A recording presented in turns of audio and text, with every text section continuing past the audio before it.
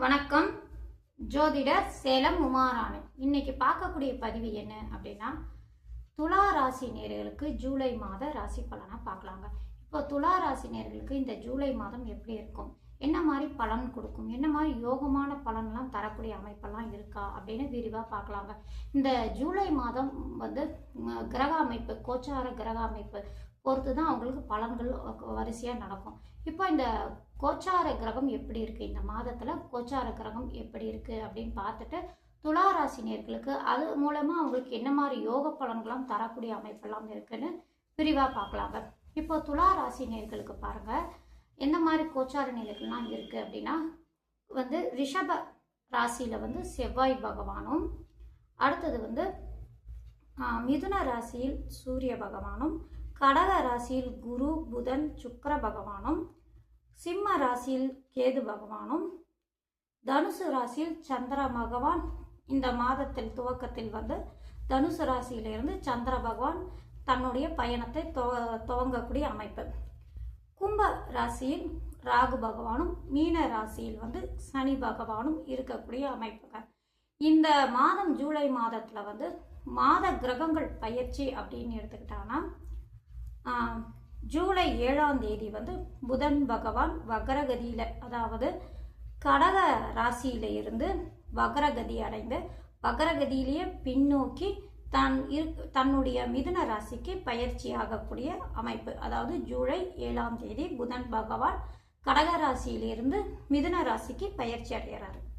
அடுத்தது சுக்கிர பகவான் கடக ராசியிலிருந்து ஜூலை 4ஆம் தேதி சிம்ம ராசிக்கு பயிற்சி அடைகிறார். சூரிய பகவான் அப்படின்னு எடுத்துக்கிட்டாங்கன்னா, சூரிய பகவான் மிதுன ராசியில வந்து ஜூலை 16ஆம் தேதி இரவு, அதாவது ஜூலை மாதம் 16ஆம் தேதி வரைக்கும் மிதுன ராசியில் சூரிய பகவான் இருப்பார்.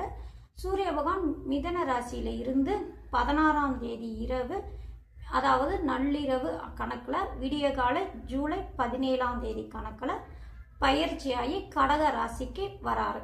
அதாவது ஆடி மாத பிறப்பு. அதாவது என்ன அப்படின்னா, உத்தராயணம் புண்ணிய காலம் முடிந்து தட்சிணாயன புண்ணிய காலம் ஆரம்பிக்கக்கூடிய மாதமாகுங்க ஆடி மாதம். இதுதான் இந்த மாத கிரக அமைப்பு. இந்த மாதம் இந்த கிரக அமைப்பு வந்து உங்களுக்கு சாதகமாக இருக்கா, எந்த அளவுக்கு சாதகமாக இருக்குது, என்ன மாதிரி யோக பலன்களும் தரக்கூடிய அமைப்பில் துலா ராசி நேயர்களுக்கு இருக்குது அப்படின்னு பார்க்கலாங்க. இப்போ துலா ராசி நேயர்களுக்கு பாருங்கள், உங்களுடைய ராசிநாதன் சுக்கிர பகவான் இந்த மாதம் பாருங்கள் 4ஆம் தேதிக்கு பிறகு உங்களுடைய ராசிநாதன் வந்து லாபஸ்தானத்துக்கு வரக்கூடிய அமைப்பு. லாபஸ்தானத்திலேயே உங்கள் ராசி அதிபதி இருப்பது அப்படிங்கிறது சிறப்பான அமைப்புங்க. அது மட்டும் இல்லைங்க, லாபாதிபதியான சூரிய பகவான் ஆரம்ப 16ஆம் தேதி வரைக்கும் வந்து மிதுன ராசியான 9ஆம் இடத்தில் இருக்கக்கூடிய அமைப்பு. 9ஆம் அதிபதி வந்து 7ஆம் தேதிக்கு பிறகு அவர் சூரியனோட சம்பந்தம் பெறக்கூடிய அமைப்பு. பாக்யாதிபதியோட லாபாதிபதி இணையக்கூடிய அமைப்பு ஜூலை 16ஆம் தேதி வரைக்கும். இதெல்லாம் சிறப்பான அமைப்பாக இருக்குங்க. அதாவது என்ன மாதிரி அமைப்பு அப்படின்னா, லாபாதிபதியோட பாக்யாதிபதி இணைவது அப்படிங்கிறது நல்ல லாபத்தை தரக்கூடிய அமைப்பு, பணம் சேமிக்கக்கூடிய அமைப்பு, பணம் வந்து சேரக்கூடிய அமைப்பாகவே இந்த கிரக நிலை காட்டுதுங்க. சரிங்களா? அதுக்கு அடுத்தது 16ஆம் தேதிக்கு மேலே வந்து சூரிய பகவான் வந்து 10ஆம் இடத்துக்கு வராரு.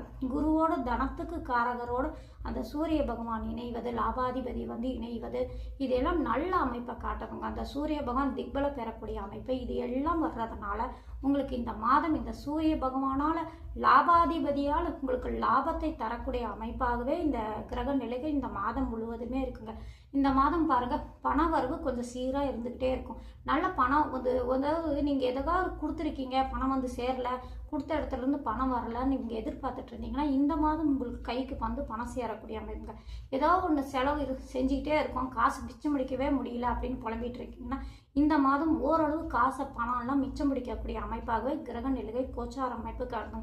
ஏன்னா உங்கள் ராசிநாதன் போய் லாபஸ்தானத்திலிருந்து லாபாதிபதி வந்து இந்த மாதம் முழுவதுமே 9ஆம் இடம் 10ஆம் இடம் இந்த மாதிரி அமைப்பெல்லாம் சேரக்கூடிய அமைப்பு இருக்கிறது எல்லாமே நல்ல அமைப்பில் இருக்கிறதுனால நல்ல பணவரவு நல்லா இருக்கும், பணம் வந்து சேரக்கூடிய அமைப்பாகவே இருக்குங்க இந்த கிரக அமைப்பு. அது மட்டும் இல்லைங்க, உங்களுடைய ராசிக்கு 2 7ஆம் அதிபதி 8ஆம் இடத்துல போய் மறைந்தாலும் 8ஆம் இடத்திலிருந்து தனஸ்தானமான தன்னுடைய வீட்டையே தானே பார்க்கக்கூடிய அமைப்பு. இந்த செவ்வாய் பகவான் 2ஆம் இடத்துல பார்க்கக்கூடிய அமைப்பு குரு பகவானும் 10ஆம் இடத்துல இருந்து 5ஆம் பார்வையாக 2ஆம் இடத்தை பார்க்கக்கூடிய அமைப்பு.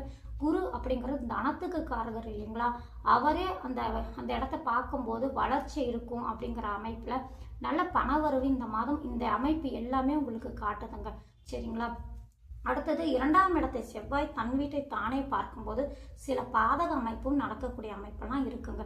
குரு பார்த்தாலும் ஓரளவு பிரச்சனை தரக்கூடிய அமைப்பு இருக்கிறதுனால சில விஷயங்களுக்கு நீங்கள் கொஞ்சம் கண்ட்ரோலாக தான் இருக்கணும். அதாவது என்ன விஷயம் அப்படின்னா, பேசக்கூடிய வார்த்தையில் கொஞ்சம் நிதானமாக பேசுங்க. டக்குன்னு யாரையும் பேசிட்டாதங்க. ஏன்னா செவ்வாய் பகவான் 2ஆம் அதிபதி வாக்காதிபதி போய் 8ஆம் இடத்துல இருந்து அந்த 8ஆம் இடத்துல இருந்து 2ஆம் இடத்தை பார்க்கக்கூடிய அமைப்பு அப்படின்னா, நீங்கள் பேசக்கூடிய வார்த்தை கொஞ்சம் சுடுசொல்லு மாதிரி வரக்கூடிய அமைப்பெல்லாம் இருக்கிறதுனால கொஞ்சம் பேசுறதுல குடும்ப விஷயத்திலும் கணவன் மனைவி இவங்களுடைய இடையே பேச்சுவார்த்தை, மற்றவங்க கிட்ட சொந்த பந்தம் கூட பிறந்தவங்க கிட்ட பேச்சுவார்த்தையெல்லாம் கொஞ்சம் கண்ட்ரோலில் வச்சுக்கோங்க.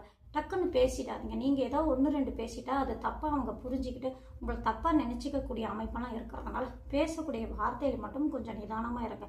மற்ற விஷயத்தில் கிரக அமைப்பு எல்லாமே நல்ல அமைப்பில் இருக்குங்க.